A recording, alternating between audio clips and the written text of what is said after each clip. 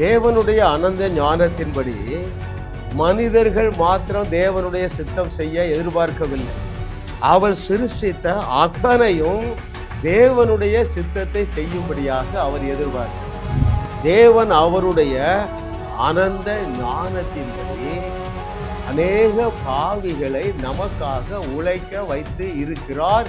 It is an ongoing program. அப்போ பூமி தாங்க முடியாத ஆசீர்வாதங்கள் உங்களுக்கு ஆயத்தமாக இருக்கிறது. அதை ஆயத்தம் பண்ணி வைத்திருக்கிறவர்கள் பாவிகள், தேவனை அறியாதவர்கள்.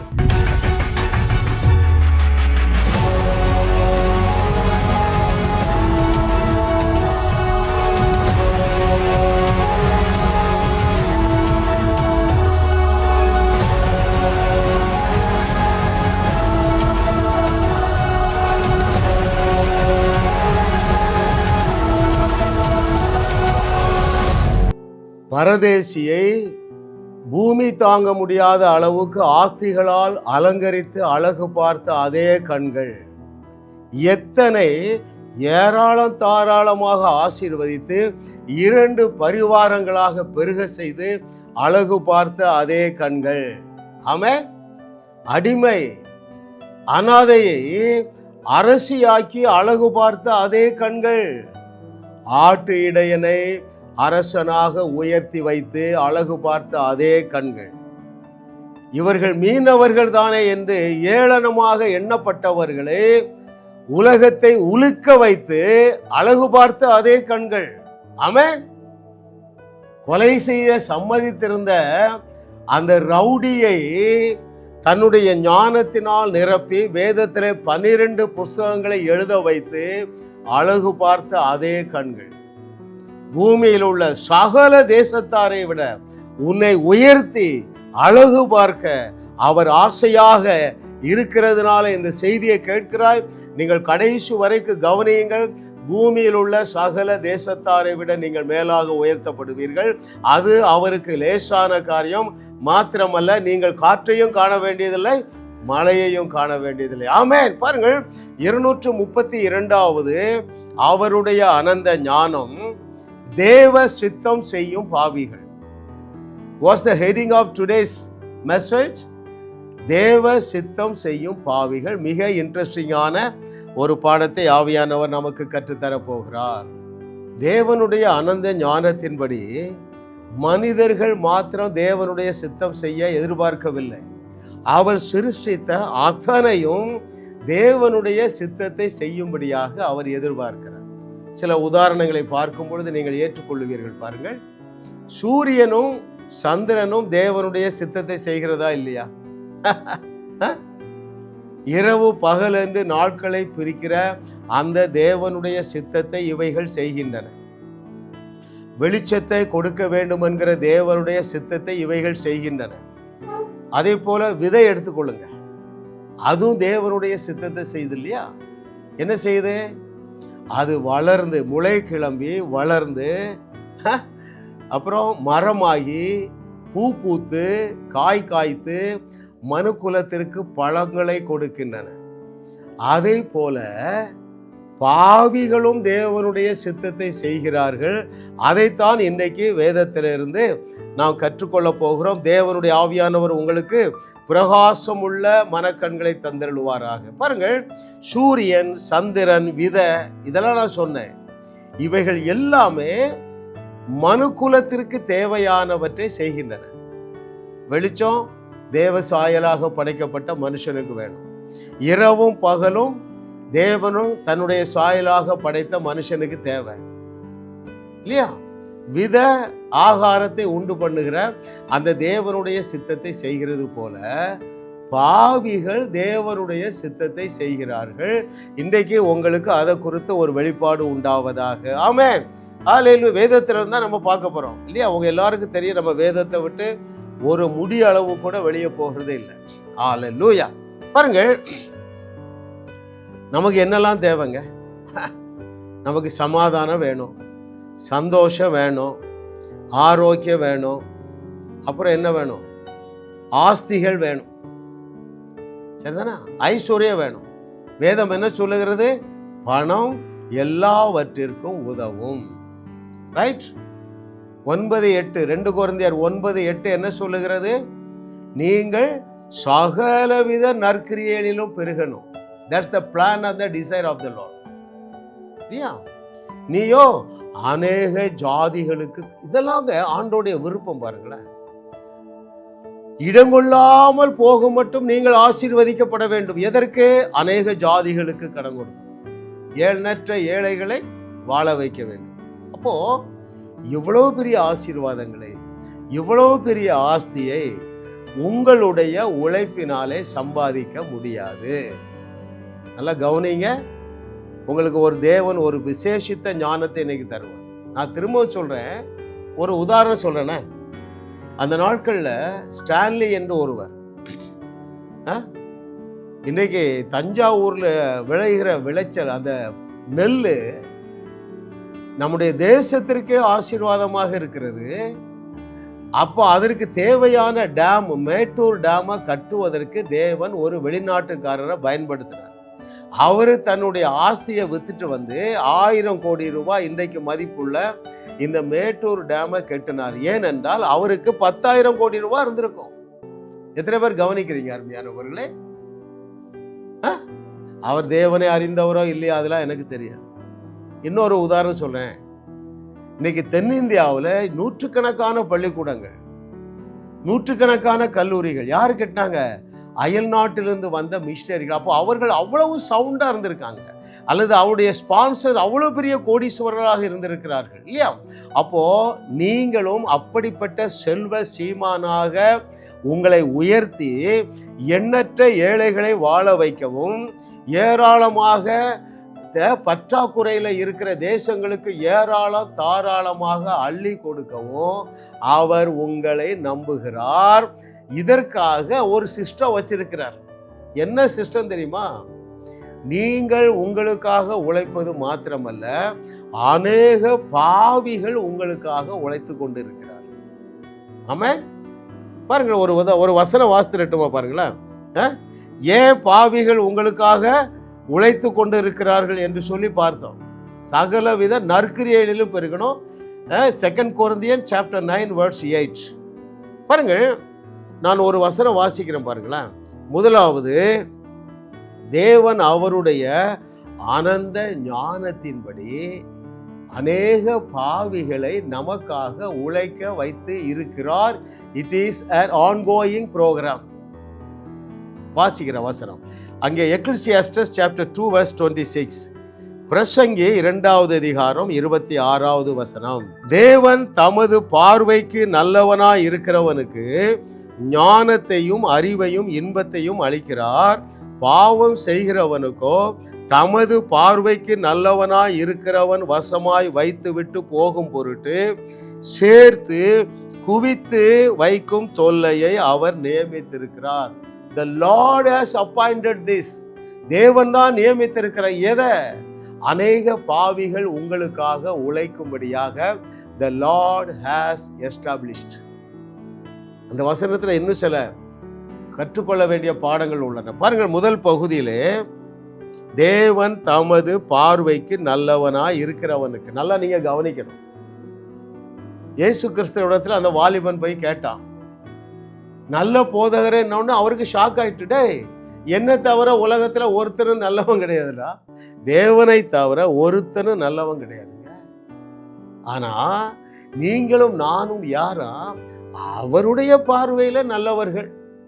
2 நேரம் இதை பஞ்ச் பண்ணுதுங்க இந்த வார்த்தை. பாருங்கள், தேவன் தமது பார்வைக்கு நல்லவனாய் இருக்கிறவனுக்கு, மிடில் என்ன சொல்லுது பாருங்க, தமது பார்வைக்கு நல்லவனாய் இருக்கிறவன் வசமாய். அப்ப நீங்கள் எல்லாரும் தேவனுடைய பார்வையிலே நீங்களும் நானும் நல்லவர்களா இருக்கிறோம் என்பதை நீங்க ஏற்றுக்கொண்டு விட்டீர்கள் என்றால் உங்கள் விசுவாசம் விண்ணை தொடும். புரிஞ்சுதாங்களா? அப்ப முதல் பாயிண்ட் என்னது? அவருடைய பார்வையில நாமெல்லாம் நல்லவங்க. 2வது, நமக்கு என்னதான்? ஞானத்தையும் அறிவையும் இன்பத்தையும் அளிக்கிறாருங்க. இன்பம் என்கிற வார்த்தை நல்ல பாசிட்டிவா, சரிங்களா? 25 வசனங்களுக்கு மேலாக இருக்கிறது வேதத்துல. இன்பம் இன்பம் இன்பம் என்னாலும் உன் வாழ்வில் இன்பம் இன்பமே, இன்பம் இன்பம் இன்பம் என் வாழ்வில் என்னாலும் இன்பம் இன்பமே. ஐயா, ஒரு இன்பமயமான வாழ்க்கைக்கு தேவன் அழைக்கிறார். அவர் சொல்லுகிறார் பாருங்க, இன்பத்தையும் கொடுக்கிறது. மதம் எதை நம்புகிறது? துன்பத்தை கொடுக்கிற தேவன் என்று நேர உல்டா எதிர்மறையா நம்புகிறதுங்க. நானும் ரட்சிக்கப்பட்டுங்க 25 வருஷம் கர்த்தர் எனக்கு துன்பத்தை கொடுப்பார் என்கிற பொய்ய போதகர்களுடைய பேச்சை கேட்டு நம்பி ஒரே துன்பமயமான வாழ்க்கைங்க. Cholesterol, thyroid, diabetes, that is the sickness. 3 வியாதி, 2.5 கோடி ரூபா கடன், குடும்பத்தில் பயங்கர இடி, ஆக்சிடென்ட். அவர் இன்பத்தை கொடுக்கிற தேவன் என்கிற வெளிச்சம் வந்ததுங்க. துன்பத்தை தேடியும் காணவில்லை. என்னுடைய செய்திகளை கேட்கிறவர்களுக்கு நான் பேசுகிற லாங்குவேஜ் புரியும். நீங்கள் பாக்கியவான்கள். பாருங்கள், அப்போ இதில் நம்ம முக்கியமாக கவனிக்க வேண்டியது என்னன்னா, அவருடைய பார்வைக்கு நல்லவனாய் இருக்கிறவர்களாகிய நம்முடைய வசமாய் வைத்து விட்டு போகும் பொருட்டு சேர்த்து குவித்து வைக்கும் தொல்லையை பாவிகளுக்கு அவர் நியமித்திருக்கிறார். எத்தனை பேர் கவனிக்கிறீங்க? மதம் எந்த அளவுக்கு நம்ம பள்ளத்தில் தள்ளிட்டு பாருங்க. ரட்சிக்கப்பட்ட ஒவ்வொருவனும் பெர்ஃபெக்டடா நீதிமானாகத்தான் இருக்கிறான் என்கிற உண்மையே தெரியல பாருங்க. பல செய்திகளை நம்ம சொல்லிட்டோம். அருமையான தேவர்களே, நீங்கள் ரட்சிக்கப்பட்ட நாள் முதல் அப்பழுக்கற்றவர். உங்களுடைய கீழ்ப்படிதலினால் அல்ல, அவரே உங்களுக்கு நீதியாக மாறிவிட்டார். அவரே உங்களுக்கு பரிசுத்தமாகிவிட்டார். புரிந்து கொள்ளுகிறது நல்லதுங்க. சரிங்களா? அப்போ பாவிகள் உங்களுக்காக உழைத்து கொண்டு இருக்கிறார்கள். இது தேவனுடைய சித்தமாக இருக்கிறது. ஒரு உதாரணம் பார்ப்போமா? பைபிள்ல ஏதாவது உதாரணம் இருக்கா? நிறைய உதாரணம் இருக்குங்க. பரதேசியாகிய ஆபிரகாமை பூமி தாங்க முடியாத ஆசீர்வாதங்களினால், ஆஸ்திகளினால் நிறைத்து அலங்கரித்து அழகு பார்த்த அதே கண்கள் என்னுடைய செய்தியை கேட்கிற ஒவ்வொருவரையும் பூமி தாங்க முடியாத ஆசீர்வாதங்களினால் அலங்கரித்து அழகு பார்க்க அவர் ஆசையா இருக்கிறாருங்க. அதுக்கு இடம் கொடுங்கள் அருமையான தேவர்களே. ஆமென், ஹல்லேலூயா. பாருங்கள், உதாரணம் பார்ப்போம். ஆபிரகாமே பரதேசி தானே, அவனை எடுத்துக்கிட்டோம். எப்படிங்க கோடீஸ்வரரானா? அவன் உழைச்சலாம் வரலங்க, கொஞ்சம் கொஞ்சம் உழைச்சான். அது கூட எழுதல, உழைச்சிருப்பான்னு வச்சுட்டு உங்க கணக்கு படி. ஐயா, ராஜாக்கள் அள்ளி அள்ளி கொடுத்தார்கள். தப்பு நம்ம ஆள் தான் பண்ணுவாரு. ஆனா ராஜாக்கள் அள்ளி அள்ளி கொடுத்தாங்க. 3 ராஜாக்கள் அள்ளி கொடுத்திருக்காங்க. அல்லேலூயா. ஓ, தேங்க்யூ லார்ட். பாருங்க, இன்னொரு கிளாசிக் எக்ஸாம்பிள். பாவிகள் தன்னுடைய பிள்ளைகளுக்காக உழைத்து சேர்த்து குவித்து வைக்கிறார்கள் என்பதற்கு இன்னொரு முக்கியமான நல்ல கிளாசிக் எக்ஸாம்பிள் கானான் தேசம். இஸ்ரவேலர்கள் இன்னும் அங்க போய் சேரவே இல்லை.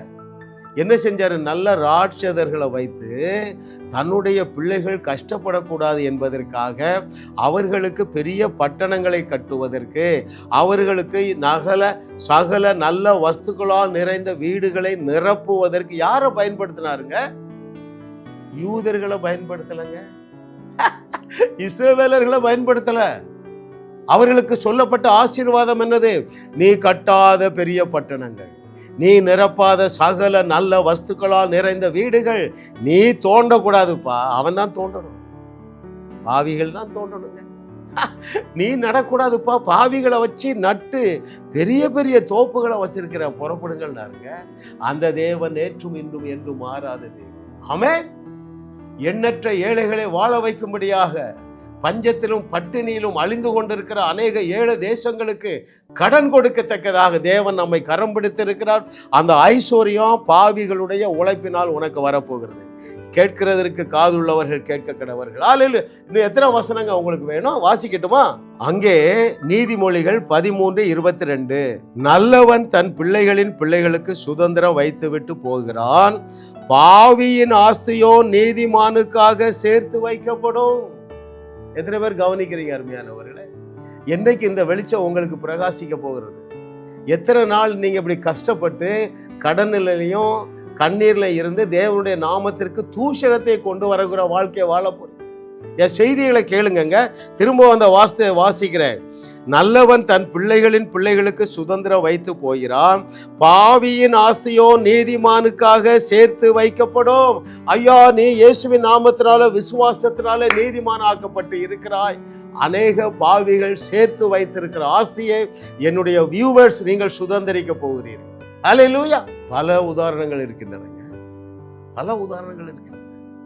இதற்காகவே தேவன் உங்களுக்கு வாழுவோம், வையகத்தையும் வாழ வைப்போம் என்கிற இந்த செய்திகளை கேட்கக்கூடிய வாய்ப்பை தந்திருக்கிறார்.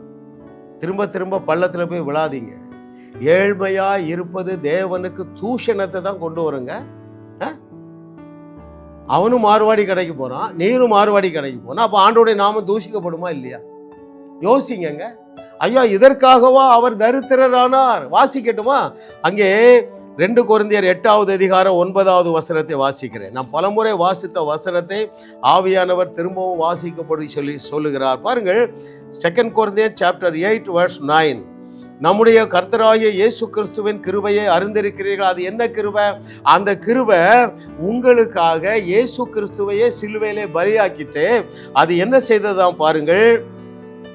அவர் ஐஸ்வர்யம் உள்ளவராய் இருந்தோம், நீங்கள் அவருடைய தரித்திரத்தினாலே ஐஸ்வர்யவான்கள் ஆகும்படிக்கு உங்கள் நிமித்தம் தரித்திரர் ஆனார். எப்படி ஆகணுமா? நீங்கள் அவருடைய தரித்திரனாலே ஐஸ்வர்யவான். நான் இதை டெமான்ஸ்ட்ரேட் பண்றேன், உங்களுக்கு புரிஞ்சிருப்பாருங்களா? இயேசு கிறிஸ்து எப்படி தரித்திரரானார்? உங்களுடைய தரித்திரம், என்னுடைய தரித்திரத்தெல்லாம் பிதாவானவர் அவர் மேல தூக்கி வைத்ததுனால அவர் தரித்திரரானார். அவர் மேல இருந்த பூமி தாங்க முடியாத ஆசீர்வாதங்கள் எல்லாம் என் மீதும் உங்கள் மீதும் டிரான்ஸ்பர் ஆனதுனால நாம் எல்லாரும் எப்படி கோடீஸ்வரர்களாக இருக்கிறோம். இந்த வசனத்தை அப்படிதான் நீங்க அண்டர்ஸ்டாண்ட் பண்ண முடியும், வேற இன்டர்பிரேஷனே கிடையாதுங்க. அவர் ஐஸ்வர்யம் உள்ளவராயிருந்தோம். அங்கே 2 கொரிந்தியர் 8:9, அவர் ஐஸ்வர்யம் உள்ளவராயிருந்தோம், நீங்கள் அவருடைய தரித்திரத்தினாலே ஐஸ்வர்யவான்கள் ஆகும்படிக்கு உங்கள் நிமித்தம் தரித்திரரான. அல்லேலூயா.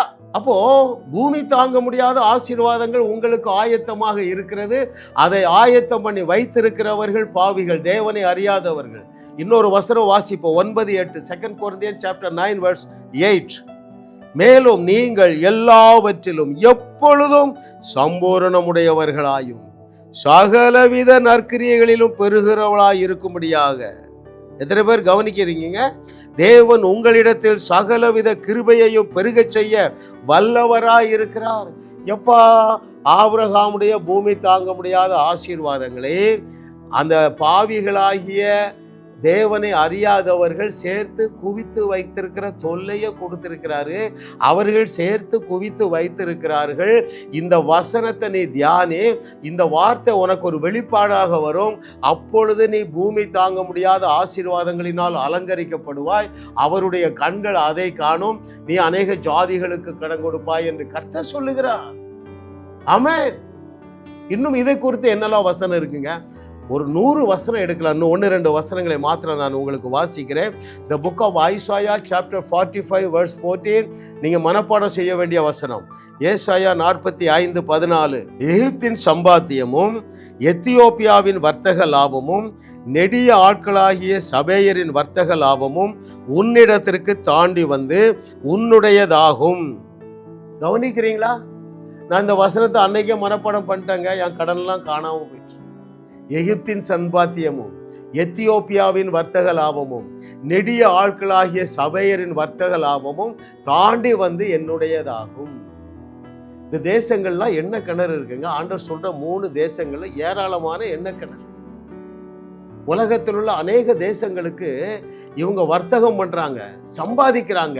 இந்த சம்பாத்தியெல்லாம் உன்னை தேடி வருகிற, உன்னைக்காக ஜம்ப் பண்ணி வருகிற நாள் துவங்கி விட்டது என்று கர்த்தர் சொல்லுகிறார். இதை குறித்து உனக்கு ஒரு வெளிப்பாடு உண்டாவதாக. ஆமென். ஹல்லேலூயா. அருமையான தேவர்களே, உன்னை பார்த்து ஆண்டவர் என்ன சொல்றாரு? ரட்சிக்கப்பட்ட ஜனமே, உனக்கு ஒப்பானவன் யார்? ஆமென். அப்போ இந்த காலத்துல இயேசு கிறிஸ்து இருந்தா இந்த வார்த்தையை எப்படி எழுதியிருப்பார் சொல்லட்டுமா? ஆமென். எலான் மஸ்க் ஆஸ்தியும், அம்பானி ஆஸ்தியும், அதானியின் ஆஸ்தியும், பில்கேட்டின் ஆஸ்தியும் உனக்கு தேடி வரும் என்று, உன்னை தேடி வரும் என்று அவருடைய பேங்க் அக்கவுண்ட்ல இருந்து நம்முடைய பேங்க் அக்கவுண்டுக்கு ஜம்ப் பண்ணி வரும் என்று கர்த்தர் சொல்லுகிறார். கேட்கிறதற்கு காது உள்ளவர்கள் கேட்க கடவுள். Yes, it is the plan of the Lord. நீ இப்பொழுதே திட்டம் போடு. வங்கி கணக்கில் ஒரு 1000 கோடி வந்தா என்ன செய்யலாம், தேவனுக்கு பிரியமாக என்ன செய்யலாம் என்று நீ கனவு காணு, கற்பனை செய்ய. There is power in your imagination. அப்படிதாங்க கனவு காண சொன்னாரு. யார? பரதேசியாகிய ஆபிரகாம். அவனுக்கு ஆஸ்தி இல்லை, ஆனால் அவனுக்கு பேரு பரதேசி. கற்பமும் செத்து போச்சு, சரீரமும் செத்து போச்சு. எனவே அவனுக்கு என்ன பேரு? மலடன். இந்த 2 பிளாக்கையும் எப்படி ஓபன் பண்றாரு பாருங்க. டே, எவ்வளவு தூரம் பார்க்க முடியுமோ அவ்வளவு தூரம் பாரு. நீ பார்க்கிற பூமியை உனக்கு see, he enlarges his thinking, his imagination. அவருடைய கற்பனை வளத்தை பெருக பண்ணுகிறார். அப்புறம் என்ன சொல்றாரு? குழந்தை பாக்கியம் உனக்கு இல்ல, நட்சத்திரங்களை எண்ணிப்பார், பூமியின் மணலை பாரு. டஸ்ட்டை எண்ண முடியுமாடா? ஐயா, எண்ணத்தை பெரிதாக்குகிற தேவன் உன்னோடு பேசிக் கொண்டிருக்கிறார். ஆமென். ஹalleluya, ஹalleluya, ஹalleluya, ஹalleluya. கர்த்தர் நல்லவன். நான் என்ன இமேஜின் பண்றேன்னு சொல்லட்டுமாங்க? என்னுடைய வங்கி கணக்கில் சூப்பர் நேச்சுரலா 10,000 கோடி ரூபாய் வரப்போகுது. அது எலான் மஸ்கை விட 1000 மடங்கு அதிகமான ஆஸ்தி. நான் அதை வச்சு என்ன செய்வேன்னு சொல்லவா? ஹalleluya. ஐயா, உலகத்துல இன்னும் லட்சக்கணக்கான ஆலய கட்டிடங்கள் கட்ட வேண்டியிருக்கு. லட்சக்கணக்கான மிஷினரிகள் உலகெங்கும் எங்கும் அனுப்பப்பட வேண்டும். Just imagine. எத்திக்கிட்டு ஓடுறாங்க. அவன் கூட அந்த கற்பனை பண்ணுகிறார். ஜேக்கப், நீ படுத்திருக்கிற பூமியை உனக்கு தருவேங்கிறார். உனக்கு ஒரு 10,000 கோடி ரூபாய் தர மாட்டாரு. ஏன் இன்னும் வாங்கல? நம்மகிட்ட அந்த இமேஜினேஷனே இல்லை. எதுக்கு இமேஜின் பண்றீங்க?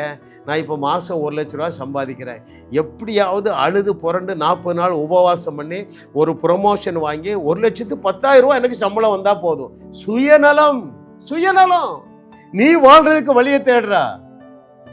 ஆண்டவர் உன்னையும் வாழ வைத்து உன் மூலமாக கோடிக்கணக்கான ஏழைகளை உயர்த்துவதற்கு உன்னோடு பேசிக் கொண்டிருக்கிறார். அருமையான தேவர்களே, ஆமென். ஐயா, மனுஷன் மூலமாக தான் ஆசீர்வாதத்தை தேவன் கடத்த முடியும். அந்த நாட்களில் மேல் நாட்டில் ஆங்கிலேயர்கள் கோடீஸ்வரலா இருந்தாங்க. அள்ளி அனுப்புனாங்க. இங்க காலேஜையும் ஸ்கூலையும் கட்டுனாங்க. பாளையங்கோட்டையில சாரா டக்கர் காலேஜ்னு ஒரு காலேஜ் இருக்கு. அந்த மகள், அந்த அம்மா பேரு சாரா டக்கர். மேல் நாட்டில் இருக்கிறாங்க. நடக்க முடியாதாங்க, நடக்க முடியாது. ஆனா அவங்க கேள்விப்பட்டிருக்காங்க, பெண்கள் இந்தியாவில் கல்லூரிக்கு போறதில்லை, ஸ்கூலுக்கே போறதில்லை. அப்படியா? நம்ம தேசத்துல நான் ஃபண்ட் ரைஸ் பண்ணி அனுப்புறேன். 100 ஏக்கர்ல காம்பவுண்டுங்க, போய் பாருங்க, பெரிய பெரிய கட்டடங்கள். இன்னைக்கு ஆயிரக்கணக்கான பெண்கள் அங்கே பட்டம் பெற்று அகில உலகத்திலும் ஒரு ஆச்சரியமான வாழ்க்கையை வாழ்ந்து கொண்டு இருக்கிறார்கள். ஏன்னா அவங்ககிட்ட அவ்வளவு ஆஸ்தி இருந்தது. ஆமென், ஹல்லேலூயா. ஐயா, நம்முடைய செய்திகளே 100 டெலிவிஷன்ல பல 100 மொழிகள்ல டப்பு பண்ணி டிவியில வெளியிட நம்ம ஒரு சேட்டலைட் விட வேண்டும். நூற்றுக்கணக்கான டிவி ஸ்டேஷன்கள் ஒவ்வொரு மொழியிலும் ஆரம்பிக்கப்பட வேண்டும். அப்போ அதற்கெல்லாம் பணம் வேண்டாமா? நம்ம செய்தியை கேட்கிறவர்கள் சத்தியத்தை சரியாக அறிகிறதுனால சக்சஸ்ஃபுல்லாக வாழுகிறார்கள். இவர்களுடைய வாழ்க்கையை பார்த்து தேவனுடைய நாமம் மைமைப்படுகிறது. அப்போ இந்த செய்திகளை நாம் தீவிரமாக உலகெங்கும் கொண்டு செல்ல ஆயிரக்கணக்கான கோடிகள் நமக்கு வேண்டாமா? Hallelujah. Algeria, Mali, Niger, Turkey, Iraq, Yemen, Iran, Uzbekistan, Afghanistan, Pakistan, Nepal, India, Cambodia, North Korea, Japan, இந்த 17 தேசங்களில் 17 பெரிய தேசங்களில் 5% கூட கிறிஸ்தவங்க இல்லைங்க. எப்படிங்க ஆண்டவர் வந்துடுவாரு? ராஜ்யத்தின் சுவிசேஷம் பூமி எங்கும் பிரசங்கிக்கப்படும், அப்பொழுதுதான் வருவார். அப்ப இந்த தேசங்களிலே ஆயிரக்கணக்கான மிஷனரிகளை அனுப்புவதற்கு நமக்கு பல ஆகாய விமானங்கள் தேவை, அநேக பயிற்சி கூடங்கள் தேவை. இதற்கெல்லாம் நமக்கு ஐஸ்வர்யம் வேண்டாமா? ஐயா, இதற்காக அநேக பாவிகள் உழைத்து கொண்டு இருக்கிறார்கள். எது எனக்கு ஜம்ப் பண்ணி வருதுன்னு எனக்கு வெளிப்பாடு வந்துருக்கு தெரியுமா? ஒரு நாளில் என் அக்கௌண்ட்டில் டங்குன்னு என்ன வரும் தெரியுமா? 86 கோடி ரூபா. அடுத்த ஸ்டெப்புக்கு போகிறோம். எஸ், எதுக்கு? சீஷர்களாக்க, சாதாரண விசுவாசிகளை சீஷர்களாக்கி மிஷனரி மூவ்மெண்ட் ஆரம்பிக்கணும். ஏன்? Every child of God is a movement leader. ஒவ்வொரு மிஷனரியும் ஒவ்வொரு சீடனும் ஒரு மூவ்மெண்ட் லீடராக ஆக்கிடலாங்க. கிருபை பாருங்க, எனக்கு 72 வயசுங்க. 50 ஆண்டுகள் நான் பல மிஷனரி ஸ்தாபனங்களோடு பழகி இருக்கிறேன். சாதாரண ஸ்கூல் முடித்தவங்க, குஜராத்தில் ஸ்கூல் கூட முடிக்கல, 8ஆம் கிளாஸ். பேரை சொல்லவா? பிஷப் தேவதாஸ். 3 லட்சம் பேப்டிசம், 1400 சபைகள், டார்கெட்டு 7000 சபை. எங்க அண்ணன் பொன்ராஜ் அண்ணன் பீகார்ல ஸ்கூல் அதான் முடிச்சுட்டு போனாங்க.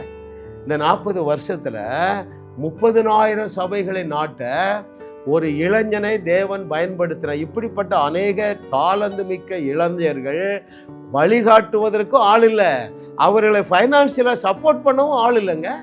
இதை கேட்டுக்கொண்டிருக்கிற மகனே மகளே, உன்னால மாதந்தோறும் 50,000 ரூபாய் சப்போர்ட் பண்ண முடியும்னா சொல்லு. நம்ம 2 பேரும் கை கோர்ப்போம். பீகார்ல ஒரு ஸ்தாபனத்தை ஆரம்பிப்போம், உத்தரப்பிரதேசத்துல ஒரு ஸ்தாபனத்தை ஆரம்பிப்போம். பயப்படாதீங்க ஐயா, அவர் திறந்து வைத்திருக்கிற கதவை ஒருவரும் பூட்ட முடியாது என்று சொன்ன ஒரு மனுஷனா? ஹல்லேலூயா. ஐயா, செத்தவங்களை எழுப்ப பயிற்சி கொடுத்து அனுப்புவாங்க. அரசியல்வாதி செத்து போவான், உயிரோட எழுப்புவான், ஆட்சியை இவன் கையில கொடுத்துருவாங்க. இது தேவனுடைய சித்தமாக இருக்கிறது. ஹல்லேலூயா. அப்போ அநேக பாவிகள், அநேக அரசியல்வாதிகள் உங்களை கோடீஸ்வரர்களாக இரவும் பகலும் சேர்த்து குவித்து வைத்திருக்கிறார்கள். இவைகள் உங்களுக்கு உண்டாகும் என்று, இவைகள் உங்களுக்காக தாண்டி வந்து உங்கள் அக்கௌண்டிலே சேரும் என்று இயேசுவின் நாமத்தில் நான் டிக்ளேர் பண்றேன். ஆமென் என்று சொல்லுங்க. நம்ம 2 பேர் ஒருமனப்படுவோம். பூமியை கர்த்தருக்காக நாம் சுவிசேஷமயமாக்குவோம். ஜாஸ் மினிஸ்ட்ரிஸ் செய்திகள் மூலமாக நீங்கள் ஆசீர்வதிக்கப்பட்டிருக்கிறீர்கள். நீங்கள் இந்த ஊழியத்தோடு கைகோர்க்கும்படியாக உங்களை அழைக்கிறோம். நீங்கள் காணிக்கை விதைக்கக்கூடிய நல்ல நிலமாக ஜாஸ் மினிஸ்ட்ரிஸ் இருக்கிறது. விசுவாசத்தோடு உற்சாகமாக பெருக விதையுங்கள். தேவன் உங்களை 1000 மடங்கு பெருக செய்வார். வாரந்தோறும் சென்னை முகப்பேரில் நடைபெறும் கிங்ஸ் அண்ட் குயின்ஸ் அசெம்பிளி ஞாயிறு ஆராதனைக்கு அன்புடன் அழைக்கிறோம். சத்தியத்தை சரியாக அறிந்து வெற்றி வாழ்க்கை வாழுவீர்கள். சென்னையில் உள்ள உங்கள் நண்பர்கள், உறவினர்களையும் 3 மாதங்கள் தொடர்ந்து வரும்படியாக உற்சாகப்படுத்துங்கள். முற்றிலும் ஜெயமான வாழ்க்கை வாழுவார்கள். உங்களையும் வாழ வைத்து உங்கள் மூலம் உலகத்தையும் வாழ வைக்கவே தேவன் எங்களை கிருபையாக அழைத்துள்ளார். விடுதலை பெறவும் சுகத்தை அனுபவிக்கவும் தொலைபேசியில் எங்களோடு தொடர்பு கொள்ளுங்கள். ஜாஸ் மினிஸ்ட்ரிஸ் யூடியூப் சேனலில் தொடர்ந்து செய்திகளை கேளுங்கள். சப்ஸ்கிரைப் செய்யுங்கள். வீடியோக்களை லைக் செய்து பலரோடு பகிர்ந்து கொள்ளுங்கள். அவர்களும் ஆசீர்வதிக்கப்படட்டும்.